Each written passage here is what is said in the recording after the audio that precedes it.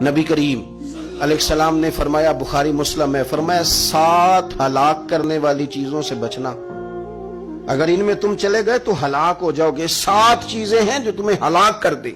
یا رسول اللہ صلی اللہ علیہ وسلم وہ کون کون سی؟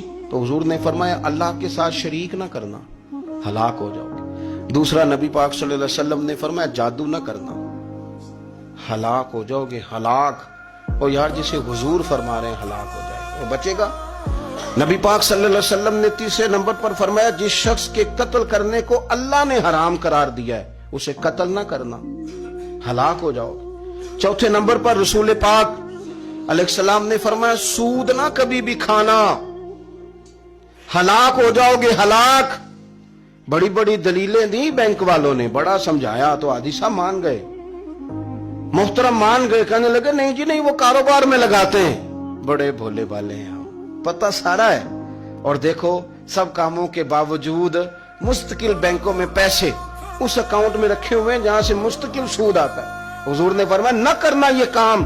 تو کہتے ہیں میں سود پہ پیسے لے کے کاروبار چمکاؤں گا، تیرے نبی پاک نے تو فرمایا تو ہلاک ہو جائے گا۔ تو کہتا ہے میں میل لگاؤں گا، حضور نے تو فرمایا ہلاکت ہے۔ تو کہتا ہے میں بڑا کچھ کر جاؤں گا تو ہلاکت ہے۔ اچھی طرح سمجھ لیں، اصل مال بھی ضائع ہو جاتا ہے اس بندے کا جو سود کا مال ملا لیتا ہے، اصل برکت بھی اڑ جاتی۔ اور میرے نبی پاک صلی اللہ علیہ وسلم نے 5ویں نمبر پہ فرمایا یتیم کا مال نہ کھانا، ہلاک ہو جاؤ گے۔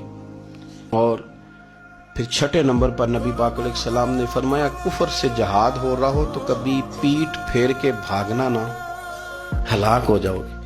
اور 7ویں نمبر پر اللہ کے رسول نے فرمایا بے قصور اور بے گناہ عورت پر تہمت نہ لگانا، بلا وجہ بہو کے کھاتے نہ کچھ ڈال دینا۔